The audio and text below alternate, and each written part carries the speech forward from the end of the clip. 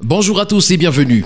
Nous démarrons ce matin avec l'hebdomadaire confidentiel qui parle de lutte contre la corruption au Cameroun et nous fait savoir que la CONAC est dépassée. Comme une hydre, la corruption au Cameroun se porte bien et très bien même, en dépit des efforts et les moyens colossaux déployés par la Commission nationale anticorruption CONAC pour l'éradiquer. Le 26 septembre dernier, le président de cette institution, Dieudonné Massingams, a annoncé à l'opinion publique que les décisions du Conseil de discipline budgétaire et financière et celles du tribunal criminel spécial en 2023 ont laissé transparaître un préjudice de plus de 114 milliards de francs CFA subis par l'État du Cameroun du fait de nombreuses infractions. Ce montant est en nette augmentation par rapport à l'année 2022 où il était de 4,6 milliards de francs CFA. Comment peut-on connaître un gap de plus de 109 milliards de francs CFA alors qu'on dit lutter contre la corruption? Voilà une interrogation ce matin à retrouver à la page 11 de l'hebdomadaire confidentiel qui parle également du centre d'état civil Nouvelle Nouveau Terrain, un nouveau chemin de bataille pour El Hadj Rilwanou. Nous continuons dans la même lancée ce matin avec le quotidien L'économie qui parle également de lutte contre la corruption au Cameroun et nous indique que c'est un rapport inutile qui a été pondu par la CONAC. Publié donc d'après le journal depuis quelques années, il n'a pas réussi à faire changer les habitudes. Voilà donc une information à retrouver à la grande une du journal.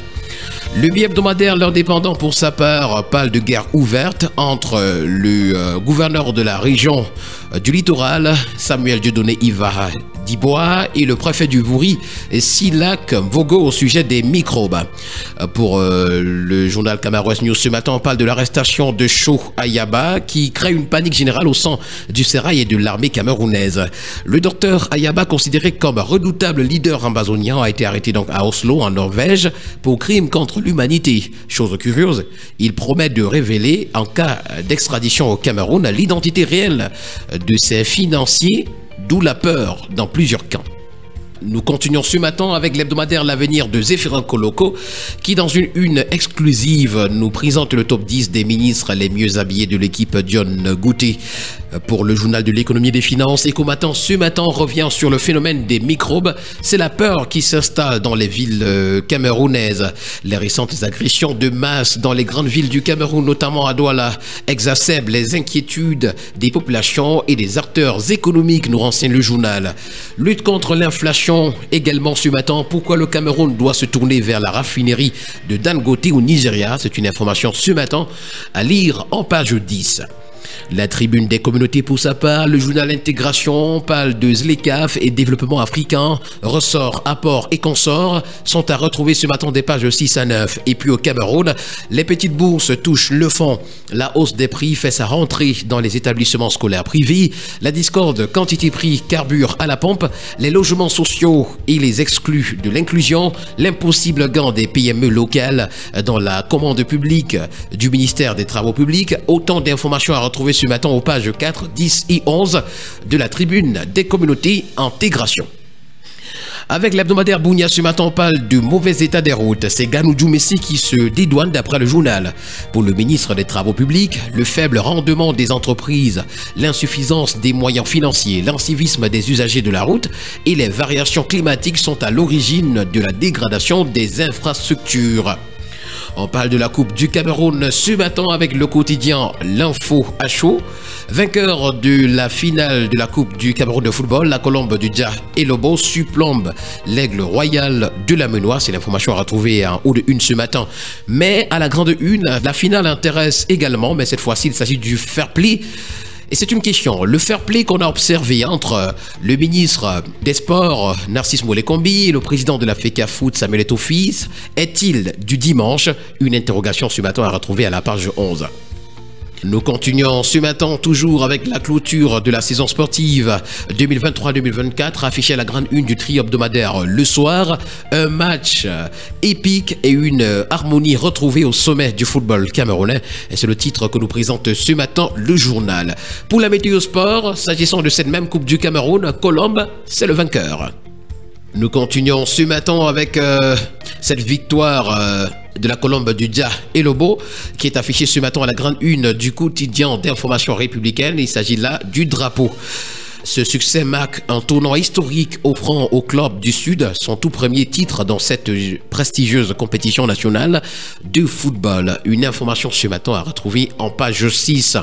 On va terminer cette page football avec le quotidien bleu d'Aman Mana Le Jour qui parle également de la Coupe du Cameroun. Colombe remporte le trophée de l'édition 2024. Également à retrouver dans les colonnes du journal ce matin, filière hydroélectrique, HKH PC s'implique dans la formation des jeunes. Et puis cancer pédiatrique, un tueur silencieux. Voilà donc les informations à retrouver ce matin en parcourant les colonnes du journal. On parle de toute autre chose à présent ce matin, c'est avec le tri-hebdomadaire La Météo, lutte contre la vie chère. On s'achemine d'après le journal vers la baisse du prix du riz. S'agissant des jeux d'échecs pour le quotidien Nouvel Horizon, c'est une victoire historique. L'équipe féminine remporte la médaille d'or à la 45e Olympiade de Budapest. C'est une information ce matin à retrouver en page 5. Le quotidien Econews pour sa part, comme d'habitude, nous présente deux principales unes à sa page de présentation. Région du Nord-Ouest et du Sud-Ouest, c'est plus de 13 milliards de francs CFA pour booster la société civile. Et d'un autre côté, Douala est en marche vers la propriété. La traduction, un levier essentiel pour les entreprises camerounaises. Le tri-hebdomadaire de Guiba et Gatama, l'œil du Sahel, pour sa part, s'intéresse ce matin à la route Mora-Dabanga-Kousseri. Les raisons du retard de la relance des travaux sont évoquées ce matin à la page 3. Pour le quotidien à Capitaux Public, Cameroun Tribune, ce matin, on parle de réforme du Conseil de sécurité de l'ONU. Une urgence selon Paul Biya. C'est l'une des positions réitérées par le président de la République dans une allocution que le ministre des Relations extérieures a délivrée en son nom vendredi dernier à la tribune de l'Assemblée générale des Nations unies à New York. L'intégralité du discours et le récit de l'envoyé spécial de Cameroun Tribune nous sont présentés ce matin à la page 7. Le quotidien Mutation pour sa part revient avec le phénomène microbe à Douala.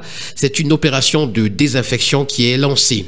Les arrestations et rafles se multiplient pour mettre hors d'état de nuire les jeunes délinquants qui sèment la peur et la désolation dans la capitale économique, nous renseigne le journal ce matin, page 5.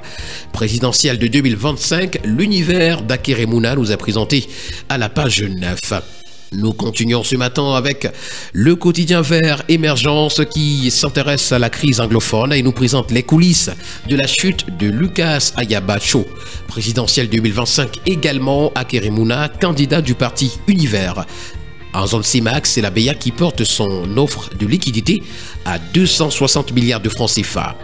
Nous allons terminer ce matin avec la nouvelle expression qui s'intéresse à la présidentielle de 2025, laborieuse coalition de l'opposition. Voilà le titre, voilà ce qui fait office de titre ce matin. À l'approche de l'élection présidentielle de 2025 au Cameroun, les dynamiques politiques laissent présager que l'unité de l'opposition reste un objectif difficile à atteindre. Alors que certains espèrent un front commun, les développements récents montrent que l'opposition se dirige en rang dispersé, avec plusieurs figures politiques qui annoncent déjà fermement leur candidature. C'est une information à retrouver ce matin en page 4. Également à lire dans la colonne de la nouvelle expression, longévité au pouvoir, les secrets de Paul Biya sont dévoilés ce matin à la page 2. Arrestation d'Ayabacho, aucune communication de Yaoundé. Bataille des oiseaux, c'est la colombe qui brise les ailes de l'aigle royal. Et puis journée mondiale du cœur, s'informer sur l'insuffisance cardiaque. Mesdames et messieurs, voilà qui met un terme à cette sortie de la revue de la presse camerounaise, la première édition de cette semaine et la dernière de ce mois. Merci à tous d'avoir été là et au plaisir de vous retrouver demain pour une nouvelle édition. Bonne journée à tous.